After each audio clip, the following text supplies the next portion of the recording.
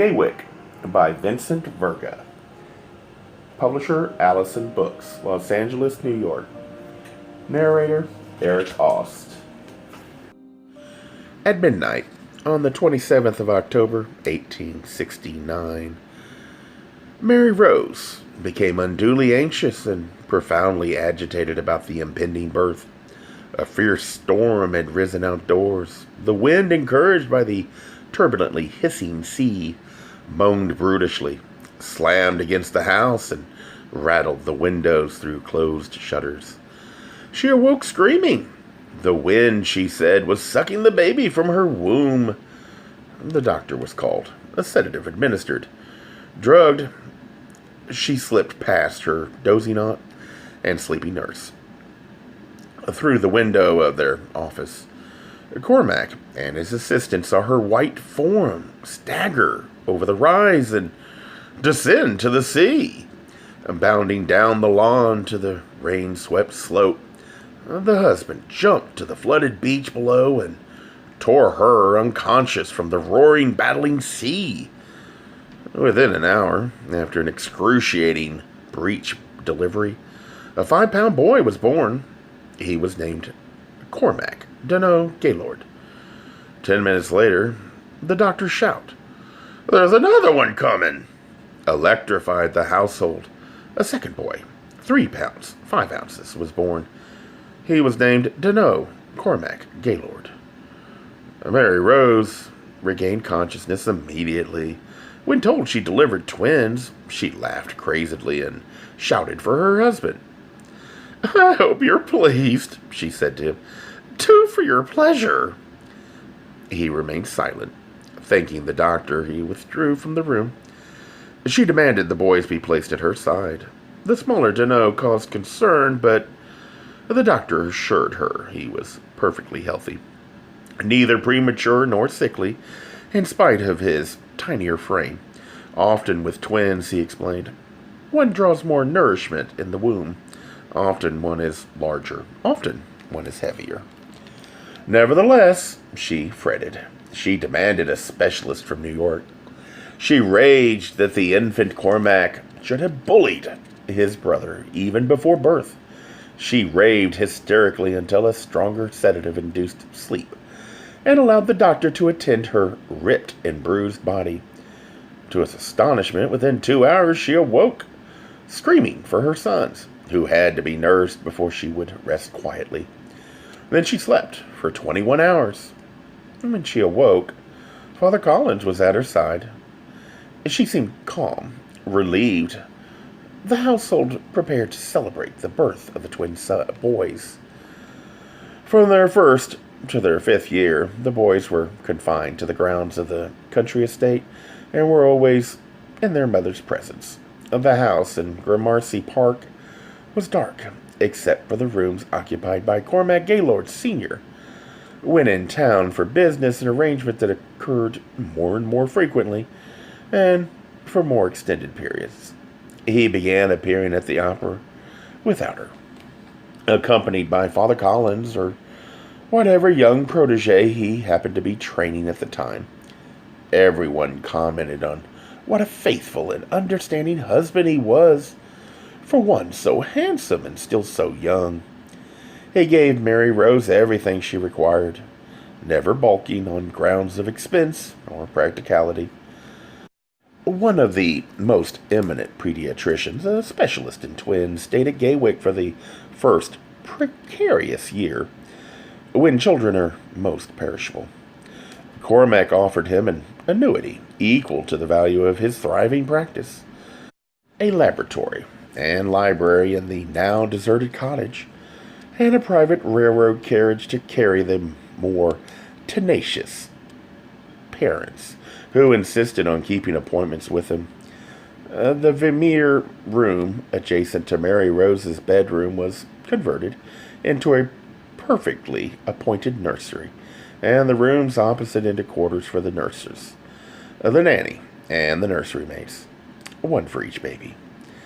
Detailed records were kept to make certain the growth rates, feeding schedules, and behavioral patterns were in order. Nevertheless, Mary Rose feared for their safety. Only when the wall between herself and the twins were removed did she feel at peace. Whenever they cried, she tended to their needs herself, forcing the staff to stand about idly. She fed them, changed them, played with them, and sang them to sleep.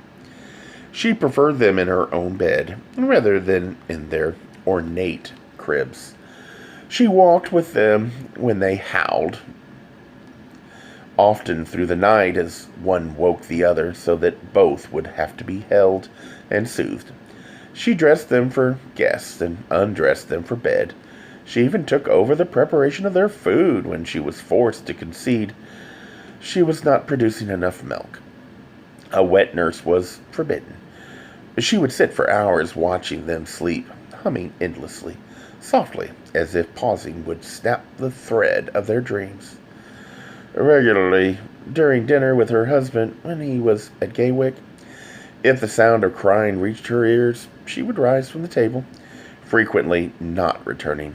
One evening, when she seemed particularly overwrought and distracted, Cormac suggested she return to town with him and Father Collins for the new production of Norma at the Metropolitan Opera House, precipitating a scene of such violence that he feared for his person. In her rage, she accused him of every conceivable sin. Many he acknowledged, many he repudiated, many he had assumed concealed. Forced to call the doctor, he never again interfered with her obsessive concern for their twin sons.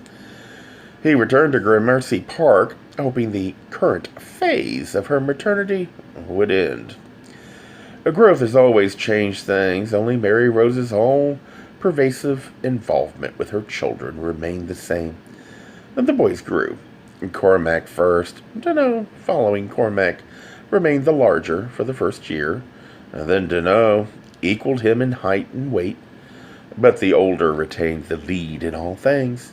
He began to crawl first, observed by Danough, who soon followed, copying his brother's movements. The same pattern was established with standing, walking, and talking. Since they were never alone, all of it was carefully noted.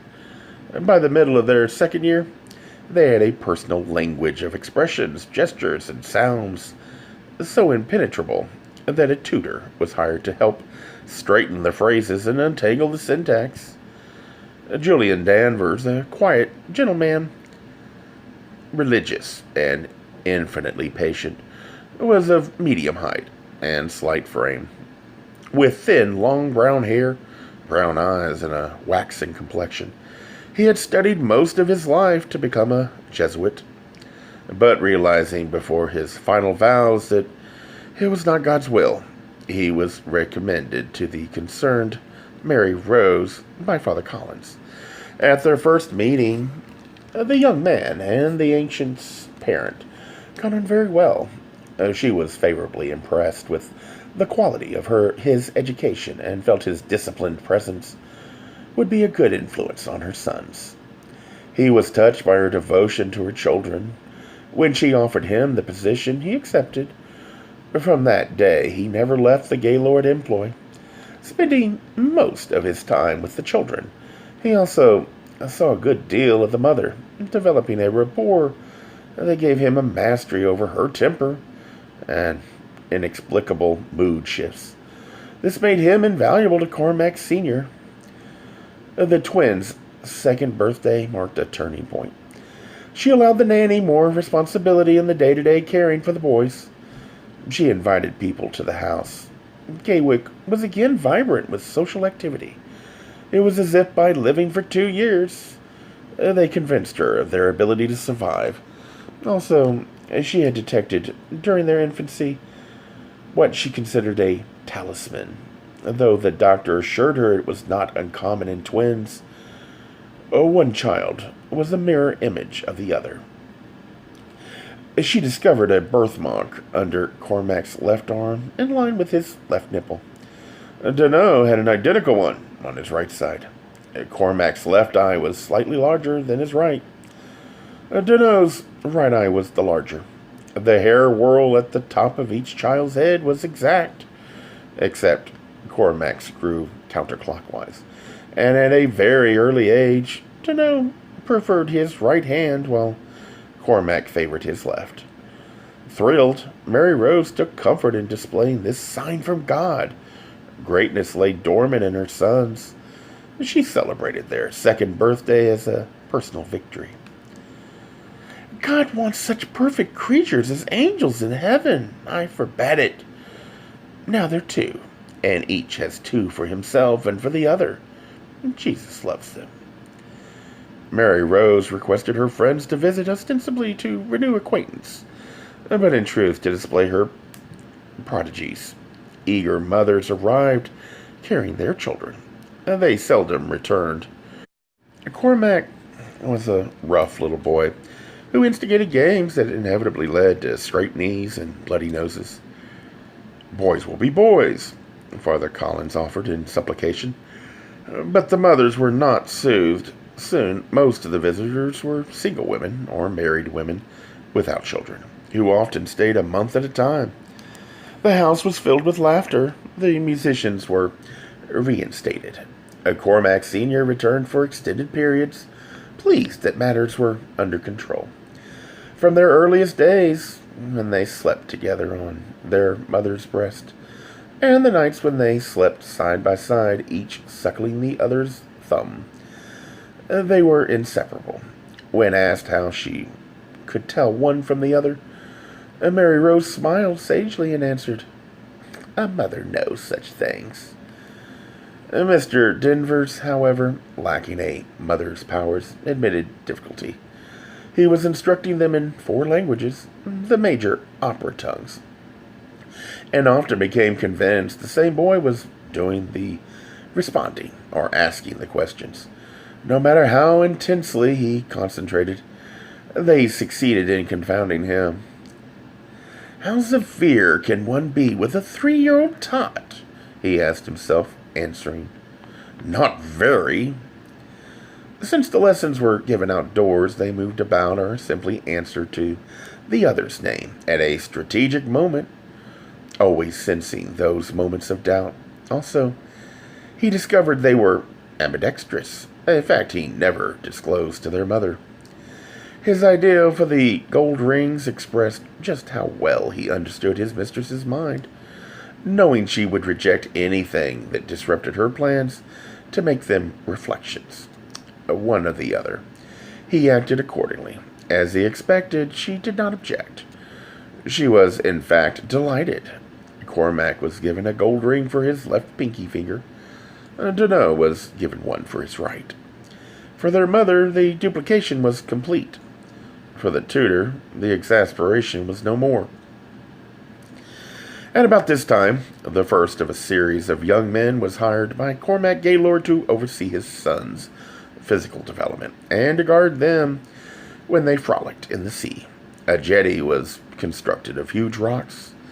It extended into the ocean for 50 yards, creating a play surface, a picnic area, a tide breaker, a diving platform, and, on the far side, a private place where the men swam, free from the prying, observing eyes of wives, mothers, nurses, nannies, and female visitors. Cormac Gaylord greatly enjoyed this privilege, romping for hours with his sons and their guard, occasionally joined by a male houseguest or by Mr. Danvers, who shyly wore a bathing costume, or by the easily chilled Everard Keyes, the new music teacher.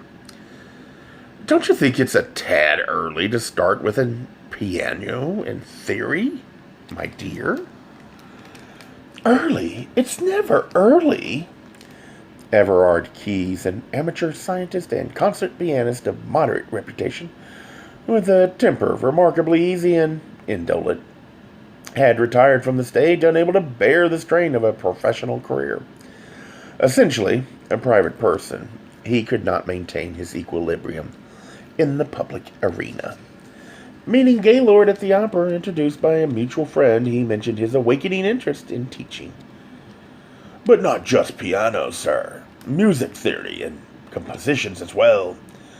Several tempting offers had already been received from universities and musical academies. Fearing academia would stifle him or not leave enough time for composition, he was hesitating. he explained, before commitment. The next morning an offer was delivered by messenger. The situation offered his own cottage on the estate, a valet, a cook, and as much money and free time as he desired.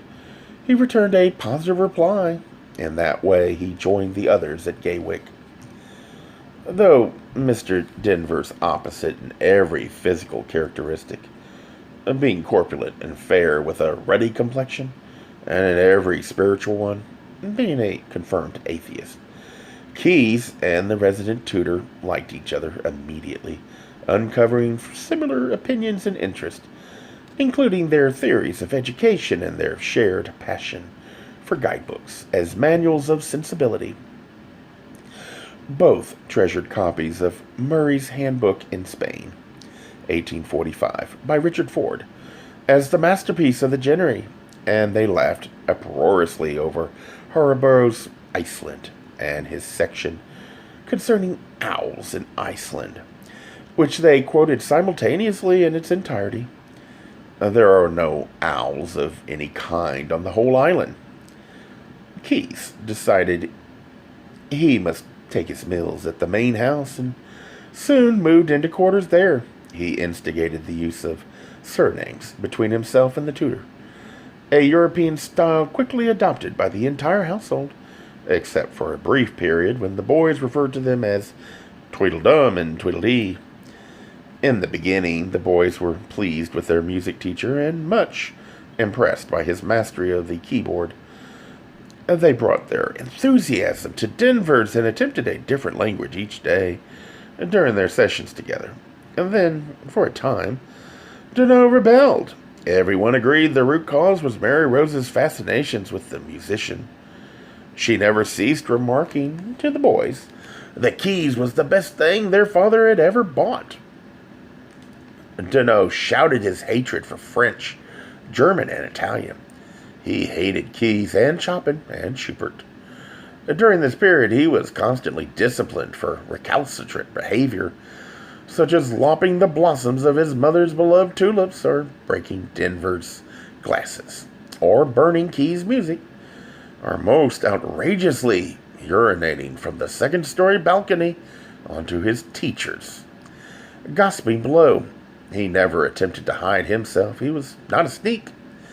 Nor did he refuse his punishment, though it made him angry. Secretly pleased to see the reserved Danough displaying some temperament, the adults were not unduly severe. As Father Collins predicted, the storm passed.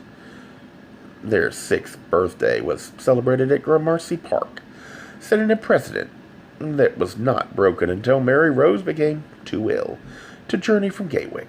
They traveled wrapped in sable cloaks and gray beaver hats, trimmed with tartan ribbons, in the specially equipped family coach, pulled by 4 horses. Stopping for one night at an inn, they arrived the day before their birthday. They stayed to celebrate Christmas and the New Year with parties and theater go, operas and excursions to museums and galleries, returning to Long Island by rail after Little Christmas. In town, the twins were an immediate success. Before the end of their first visit, they were quite famous, causing a stir wherever they appeared. Mary Rose's extravagances in dressing them became legend. Their radiant dark beauty reflected by nature, each in the other, dazzled with every succeeding year. Their intelligences sharpened, tightening their features, rendering them fiercely intent. One observer noted they had the eyes of young hawks. By age 14, when they arrived at the opening of the new Metropolitan Opera House, their perfectly poised splendor was as great a topic of conversation, and of greater interest to many, than the expense of the new Faust production, or the much-touted Golden Horseshoe.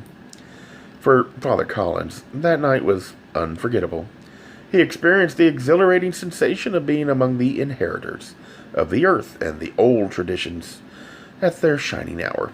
Everything revolved around the 2 perfect children, whose lives lay stretched before them, like miles of priceless silken fabric, to be cut in patterns of their own choosing.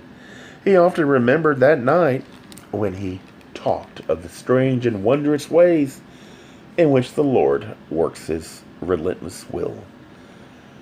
The following year, Mary Rose grew ill with a weakness in her lungs that overwhelmed her completely. The family never appeared publicly again. When she died, Father Colin spoke her eulogy.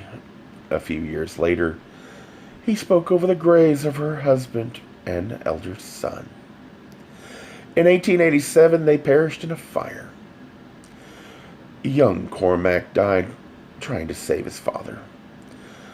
Danough, distraught, went abroad. He traveled for 3 years incommunicado, finally settling in Paris until 1896, when he sailed to New York to take control of his vast estate.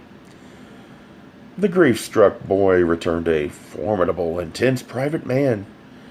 No one spoke an unkind word of him. No one called him friend. The aura of sadness that informed his extraordinary beauty seemed to excise him from the mundane concerns of life, isolating him in a shuttered reality. Father Collins reckoned him a unique, mysterious creature of God who followed the beat of a solitary heart. I trembled in anticipation as our carriage pulled up to 15 Gramercy Park. A Gay Mysteries audiobooks. I think it is easy to hate a label, but a face humanizes the word. So this effort is twofold: to offer comfort to those like myself that your world didn't end because you don't fit into the view of acceptable society on both sides, and in hopes of helping those with family that are LGBTQ, that it doesn't mean we are aliens from the child they once knew.